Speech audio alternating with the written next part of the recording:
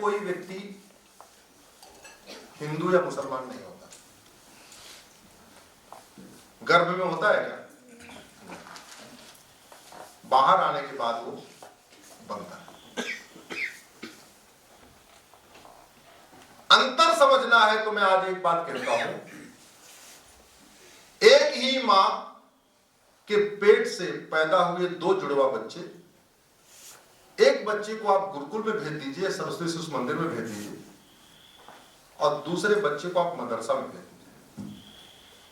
15 साल के बाद आपको समझ में आ जाएगा, एक ही माता पिता एक साथ पैदा हुए दो जुड़वा बच्चों के स्वभाव में कितना अंतर होगा। रेडिकलाइजेशन का रूट काज मदरसा है, और जहां मदरसा है वहां अशांति। दुनिया का एक देश बताइए जहां मदरसा है और वहां शांति, क्योंकि वहां पे प्रकृति के खिलाफ सिखाई चीजें सिखाई जाती, ऊपर वाले के ठीक उल्टी बातें सिखाई जाती। जैसे आंखें सबके दो ही होती हैं, कान सबके दो ही, हाथ उंगलियां सबके बराबर, हाथ बराबर, पैर बराबर। यानी ऊपर वाले ने कोई भेदभाव किया क्या? नहीं। जब ऊपर वाले ने कोई भेदभाव नहीं किया और नीचे वाला भेदभाव कर रहा है, तो जो भेदभाव करता है वो पाक हुआ या वो नापाक हुआ? जोर से बोलिए जरा। और जो नापाक काम करता है वो दूसरों को नापाक बता के खुद को पाक बता रहा है।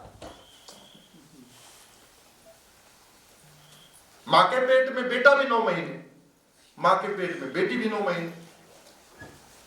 तो जो बेटा और बेटी में भेदभाव करे, माता और पिता में भेदभाव करे, भाई और बहन में भेदभाव करे, पति और पत्नी के अधिकारों में भेदभाव करे, भेदभाव करने वाला पाक है कि नापाक है? जो भेदभाव करने वाला कह रहा मैं पाक हूं, तुम नापाक हो।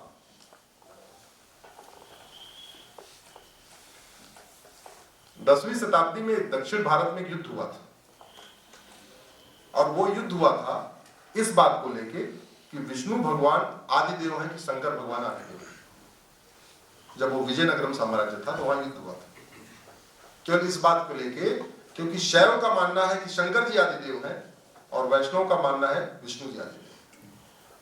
इस बात को लेके युद्ध हुआ, लेकिन बाद में वहां स्थितियां ठीक हो गई, सब समझ बूझ लिए भाई देखो ये ठीक नहीं है। अगर मैं हनुमान जी का भक्त हूं, मैं अपने बच्चे को जब वो पेट में रहे ना तब से उसके कान में बोलना, तब से मतलब अपनी वाइफ को बोलना शुरू करूं, हनुमान जी के अलावा कोई पूजा योग्य नहीं, हनुमान जी के अलावा कोई पूजा योग्य नहीं, हनुमान जी के अलावा कोई पूजा योग्य नहीं। जब वो पैदा हो उसको डे 1 से ये सुनाना शुरू करूं, हनुमान जी के अलावा कोई पूजा योग्य नहीं। तो जानते जब 5-7 साल का होगा और किसी और की पूजा होते हुए देखेगा तो वो गदा लेके दौड़ेगा, हाथ पैर तोड़ेगा। रेडिकलाइजेशन का रूट काज ये जो दिन में 5 बार कहा जाता है ना, न तुम्हारे शंकर जी पूजा योग्य, न तुम्हारे हनुमान जी पूजा योग्य, न तुम्हारे गणेश जी पूजा योग्य, न तुम्हारे राम पूजा योग्य, न तुम्हारे कृष्ण पूजा योग्य, न तुम्हारे गुरु ग्रंथ साहिब तुम्हारे गुरु पूजा योग्य, न तुम्हारे 24 तीर्थंकर पूजा योग्य, न तुम्हारे गौतम बुद्ध पूजा योग्य, कोई पूजा योग्य नहीं। क्योंकि बच्चा किताब बाद में पढ़ता है, बच्चा पहले कानों से सुनता है, और बचपन से सुन रहा है कि बाकी और कोई पूजा योग्य है ही नहीं है। यह है रेडिकलाइजेशन का बीज। दुर्भाग्यवश समाज ने इसको सुनते सुनते ऐसा एक्सेप्ट कर लिया कि लगता है तो सामान्य बात है, जबकि सच्चाई यह है रेडिकलाइजेशन का बीज यही है। किताब तो बाद में आती है, किताबें तो बच्चा बाद में होगा ना, जब 7 साल का होगा तब पढ़ेगा। वो जो सोच है बचपन से ही, पेट 6वें महीने से, हमारे संस्कारों में ऐसा किताबों में लिखा हुआ है 6वें महीने से बच्चा सुनने लगता है। वो जब 6वें महीने से सुन रहा है और कोई पूजा योग्य है ही नहीं, पैदा होने के बाद भी वही सुन रहा है और कोई पूजा योग्य नहीं। जो जिसकी इबादत हम करते हैं, वो जो मानते हैं वो पाक, जो नहीं मानते वो नापाक। ये जो कान में उसकी आवाज रही है, ये है बांग्लादेश की समस्या का मुख्य कारण, ये है अफगानिस्तान की समस्या का मुख्य कारण, यह है पाकिस्तान की समस्या का मुख्य कारण, यह है सोमालिया की समस्या का मुख्य कारण, यह है आपके सीरिया की समस्या का मुख्य कारण, यह है कश्मीर की समस्या का मुख्य कारण।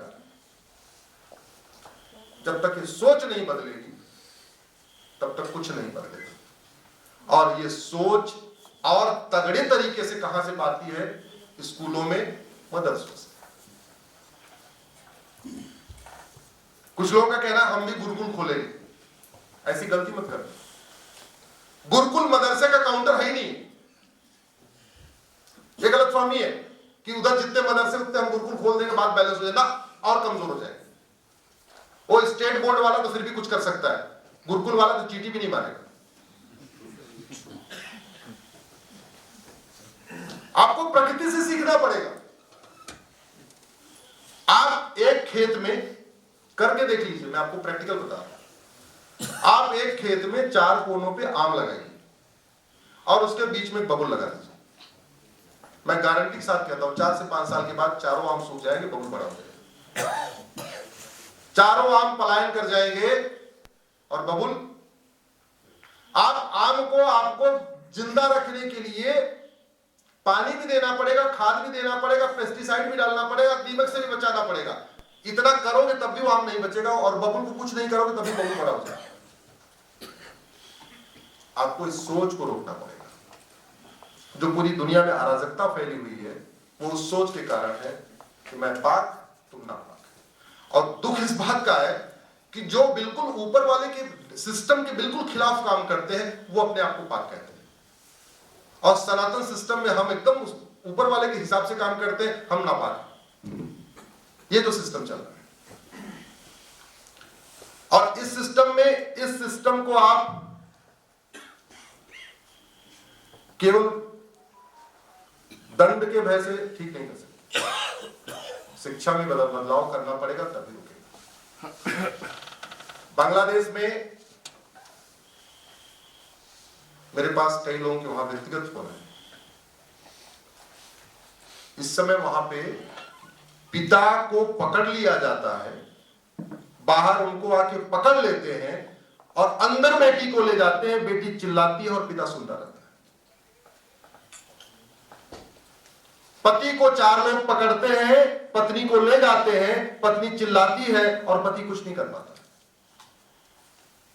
भाई के सामने बहन का बलात्कार हो रहा है, बच्चों के सामने मां का बलात्कार हो रहा है। क्यों? उस सोच के कारण। वो सोच कितनी खतरनाक है कि इंसान को भेड़िया बना देगी। अभी एक जैन साहब आए, वहां से अपना काम धाम छोड़ के फर्रुखाबाद वापस आए। फर्रुखाबाद मतलब जो पहले पांचाल कहलाता, जहां पांचाली पैदा हुई। उन्होंने अपनी आप बीती बताई।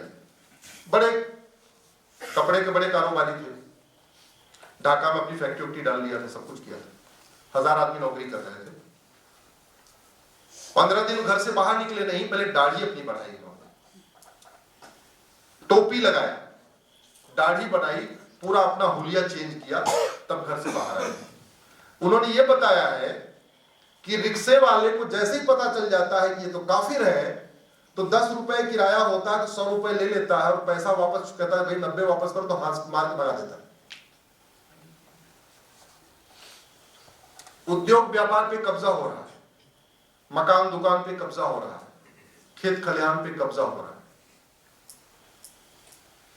वो सब कुछ हो रहा है जो 1820 में अफगानिस्तान में हुआ था। यही हुआ था 1820 के आसपास अफगानिस्तान में। और 1805 में पंडित नंदराम टिप्पू वहां प्रधानमंत्री थे। हिंदू थे ना भाई, अफगानिस्तान में सारे हिंदू तो रहते थे। यही हो रहा है 1947 में। 1947 में पहला हमला कहां किया उन्होंने? लाहौर और कराची। क्यों? क्योंकि वो इकोनॉमिक कैपिटल। 2024 में कहां हमला हो रहा है? ढाका और चटगांव। क्यों? Economic capital. सबसे पहले वहां हमला करो जहां से मोटा माल मिले। और वैसे भी आपको प्रैक्टिकली आप समझ लो, मान लो आपके मोहल्ले में 5 घर में 1 करोड़ रुपए है और बाकियों के घर में 1000 रुपए है। चोर पहला हमला कहां करेगा? जोर से बताइए जरा। 1 करोड़ वाले के पास झुकी थोड़ी जाकर हमला करेगा। जिसको मकान पे कब्जा करना है उसके पास ऑप्शन है कि 1 BHK वाले पे कब्जा करूं, 2 BHK वाले पे करूं या 5 BHK वाले पे करूं। कहां कब्जा करेगा वो? 5 वाले। प्लॉट पे कब्जा करना तो 100 गज वाले क्यों करेगा, 500 वाले गज पे करेगा। जिस तरीके से वहां पे हिंदू व्यापारियों को मार के भगाया जा रहा है, सबसे पहले उन्होंने क्या किया, जितने पुलिस में थे हिंदू इंस्पेक्टर, कांस्टेबल, थानेदार, उनसे इस्तीफा ले लिया।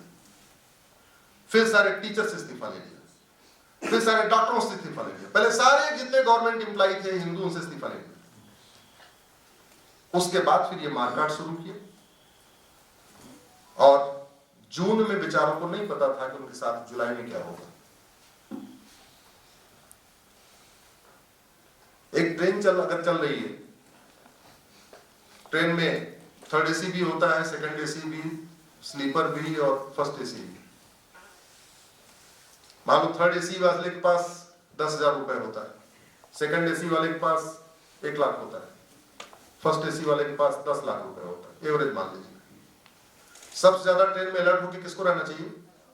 जोर से बोलिए जरा। और सबसे ज्यादा गहरी नींद में कौन सोया हुआ है? 1st AC। ये कड़ी सच्चाई होता है। भारत के परिप्रेक्ष्य में इसका बहुत बड़ा रेमिफिकेशन है। भारत ने 20,000 अपने सैनिक गंवाए थे इस बांग्लादेश को बनाने में। कितने नमक हराम है आप खुद सोचिएगा। उनकी माताओं और बहनों के साथ पाकिस्तान के सैनिक बलात्कार कर रहे थे, फिर भारत के सैनिक गए, उन्होंने अपना बलिदान किया, तब ये जिंदा बचे। और कितने पहले की बात है? 1971 की बात। 50 साल भी नहीं बीते और वो एहसान भूल गए। जिस स्काउट ने वहां पे इनको रोटी दिया, कपड़ा दिया जब बाढ़ आई हुई थी, वो एहसान भूल गए। और अगर वहां से हिंदू खत्म हो गए तो बाउंड्री सटी हुई है किससे? हमारे बंगाल, वेस्ट बंगाल। भाई वो तो बंगाली था ना, वो ईस्ट, अंग्रेजों ने 2 टुकड़े किए, ईस्ट बंगाल, वेस्ट बंगाल।